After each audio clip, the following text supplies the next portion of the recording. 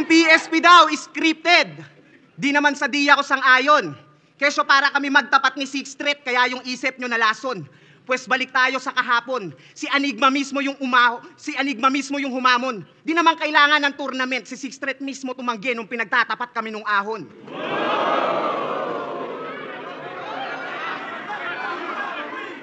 Boss! Bossing!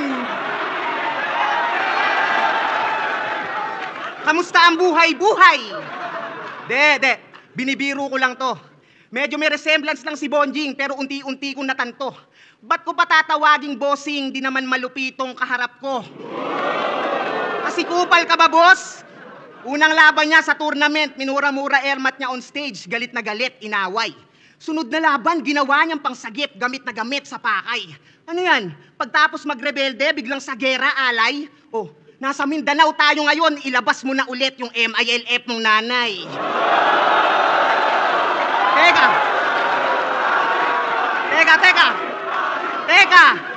Teka. Rebelde, gera, MILF, nanay, isa lang yung lumalabas. Ngayon alam ko na kung ba't mo hinahamon yung batas. Tanginan to, naghahanap lang pala ng kalinga. Stepdad, gusto mo iho? Pwes mali ka ng pinasukan mo na liga. Si Pibus yung batas dito. Kasi lahat kaya niya i-veto. Kontrolado raw mga hurado, naging circus na sanet. Habang ikaw pati sarili mong inatinaya mo para lang sa semis pumanik. Kaya nga kung magpupustahan tayo, kahit malus ka may balik, nanay mo pa rin yung mananalo kasi kay Pibus nakabet. Oh, sige! Sige, Boss P!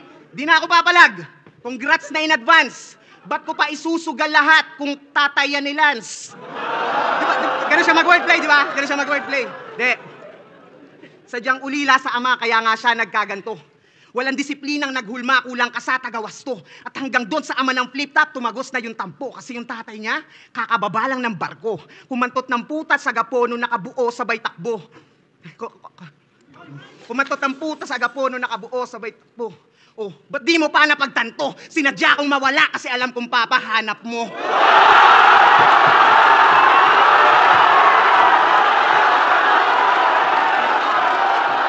Yo!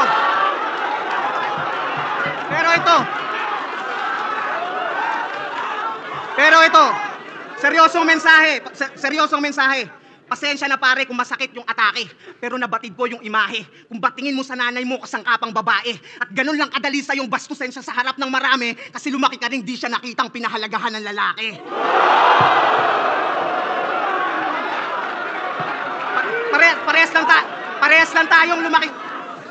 Parehas lang tayong lumaking walang tatay. Pero yung moral mo at prinsipyo, patapon, basura. Nasa internet yung video, yung nagluwal kay Iho, pinagmukha niyang puta. Narinig na kung sino-sino, sa bayan yung pa mismo, sa loob ng kuta. Ikaw nga yung nasa logo ng Chiquito, chichiryang tigpipiso, kasi yung pinatiki mo sa nanay mo, malutong na mura. Pero minahal pa rin ang masa nung kay Luxuria naghamon. Yung boses gayang-gaya, garalgal at malagong. Pero munting paalala, si Mami Ani, single mama, sana gets nyo na ngayon kung kanino nito minana yung vibrator na naka-on. At ang kahiraman niya noon, yung best friend niya na solid. Nice spot, magkabila ang dulo, tinotorid. Oh shit, life hack, kaya pala parehong paos kayo mag-broski. Dry cough, pinaghatian ba naman yung dildo na pang prosty? Ice pop! Ano? Puro damay nanay ba yung angle? Huwag ka maratel, Brad. Yan ay karmang dapat mong i-handle parang writer's block. At yung sinakripisyo mo bilang rapper, ibabalik din ang battle rap. Kaya kung ginamit mo yung airmat mo after, tanggapin mo yung aftermath. Pero pakisabi sa yung mami, paumanhin ko na-involve. Huwag ka sana magtanim ng galit sa dami ko nasabing opinyon. Alam mo yung estilo ko na gamit, nagbigay lang ng malasakit para mas mabatid mo yung leksyon. Nabali-balik ta rin man natin, yung nanay mong si Ani, ina mo pa rin yun. Pero bago pa magkaiyakan, nasan si Invictus? I-comfort mo na agad bago pa mag-emote to. Oo, kailangan nasa likod mo yung pat para may tagapat din ang likod mo. Oo, kay Pistol tsaka kay J-Black, nagmukha kong alanganin. Kasi nakipagkasundo sila sa dami ng bilang ng linya na susulatin. Kasalanan ko bang tumupad sa usapan na nagawa nilang dayain? Kasi kung mas mahaba yung mga rounds nila, talagang magmumukhang mas marami yung nasuntok nila sa akin. Parang ikaw, usapan natin 48 to 50 lines. Tapos yung rounds mo ang haba. Kaya pala sa messenger, puro ka paalala. Tanginan to, kabadong mandaraya. Pwes wala na akong pake sa opinyon ng mga leche. Lalo na kung di nyo naman alam yung nangyayari sa likod ng lente. Tangina ang ingay! Pero yung suntok ang hihina kung i-rate nyo. 4-bar setup na marahan, sisigaw pa dahan-dahan, dulong punchline, babagalan, sabay goofy face. Oh, yan ba yung bagong disenyo na lanseta? Ba't parang duplicate, bro? Eh ganyan na ganyan, din ako bumanat ng mga rookie days ko. Kaso yung mga linyahan neto, ewan ko sa'yo. Ika, animoy pilay. Panggap ka ng sa nagawa ng lanseta. Ba't ba ang dami mong singit-singit? Masabi lang siksik, paulit-ulit yung mga giit-giit. Sinisigaw pa ng pilit-pilit. Pag pinakinggan, parang ang sikip-sikip. Pag nagsusulat ka siguro, all caps, tas dikit-dikit. Sulat doktor kapag lumetra. Nagmamagaling sa titik to. Yan ang bagong disenyo ng reseta. Tatak nyo sa isip nyo. Di nyo papansin sa mga bara niya? Puro drugs na tema yung patok. Habang nagte-therapy session si Akata, ito nagre-rekomenda ng gamot. Kaya pala galit ka kay Apok. Kasi gusto mo, ikaw yung nurse. Dinidis mo kanyang kurso, makapagsimula lang ng discourse. Kasi mula maikumpara kay Sayad, ginusto niya na ring maging isa sa kamao. Kumulab kay Tats, baka mailakad, kaso diri na salo. Kasi si Arik di pumayag hanggang sa naging tanggal na to. Yung uprising hindi nagbukas palad, yung pa naging sampal sa'yo. Ano, masakit? Pwes balik tayo sa reseta, baka sakaling gumaling. Kaso mas lumalim lang yung sugat nung nagkapit patalim. Ngayon si Anigma lagi kinukupal sa mga linyang matabil. Parang reseta nga yung sulat, laging may arik sa papel. Anong katwiran mo kay sir? Hindi patas yung bayaran sa liga? Nasawak ka na tir? Yan, hinilera katuloy ni Anigma, kinakrak at kahir. Malaking bayad yung request, kaya mabilis din na nag-flop yung karir. Nakuha mo nga yung TF, paalis sa Ingles, get the fuck out of here. Pero simula nung nakalas, yung kakupalan, dumalas. Hinayaan tong di naman kawalan. Ayan, kawalangyaan yung lumabas. Bakit? May beef ka dun kuno? Pagtapos ka, bigyang pangalan? Yung malaking dahilan kung ba't ka nabuo sa ibang liga mo, sinisiraan? Sa bagay, kapag gawa-gawa nga yung gulo, talagang malakas pagkakitaan. Tung walang utang na loob, sa palabas na lang binabayaran. At ang bago niyang pinapangalandakan, ang bagong hari ng tugma. Taas ng gustong maabot, pues papatunayan ko sa'yong hindi yan tumutugmang pasok. Kasi kinoronahan yung sarili, ibang natot na bubuang. Dapat sa'yo nananahimik o itulog mo na lang. Kasi ang laki ng ulo, puro buhat ng bangko, di naman kaya bitbitin. Ngayon, tuturuan kita magpakumbaba, sana wag mo dibdibin. Kasi di ka ba kinikilabutan?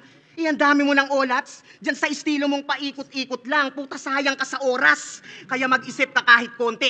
Di ka pa kilalang alamat o nagmarka sa ganto. Diyan ang itatak mo sa kukote, mahiya ka sa balat mo. Kasi astang malakas to, pero yung angas tumutupi. Madalas mang asar, mangunsume. Pero pag hinamon mo naman ang pisikalan, biglang bata pa ako eh. Ano, pumuntos ba yung kada linya? Yan ang bagong baliktaran ko ngayon, sa aksyon ko pinakita.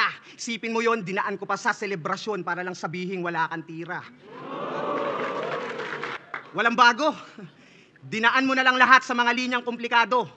Congrats, pag-upload ng laban, malaki rin yung chance mo manalo.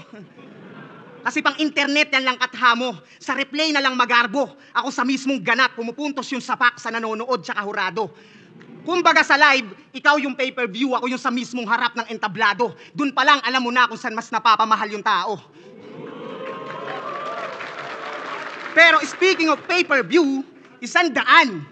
100% yan ang lagi niyang dinudulog. Basta ilaban nyo si ganto, si ganyan, tapos freestyle na yung ibubuod. Kaya anong gusto nyo ng 100%?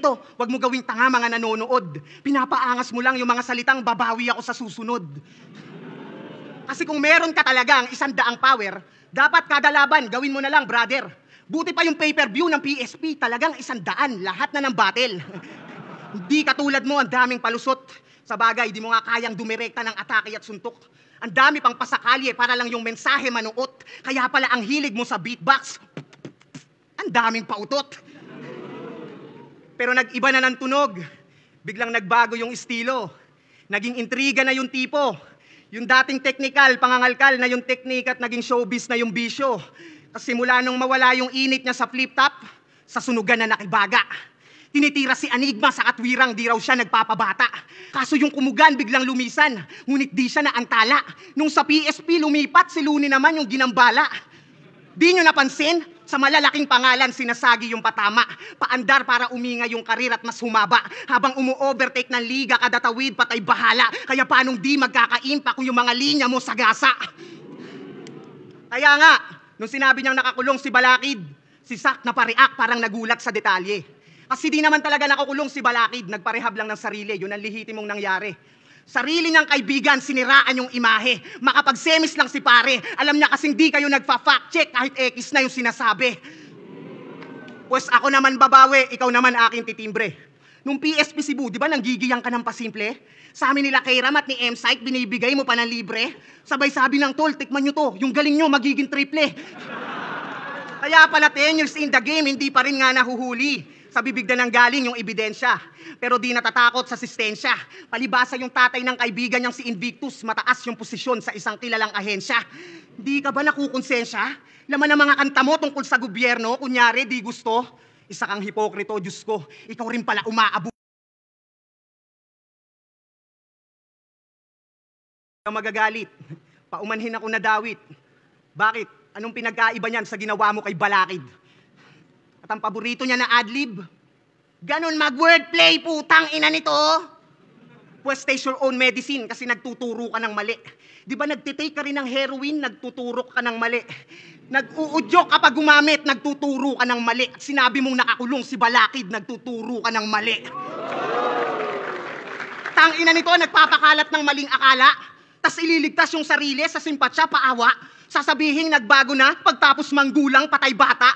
Tanga, hindi ka sober, yung mga sinasabi mo lang, yung walang tama. At last, sabi niya kanina, humina na daw masyado.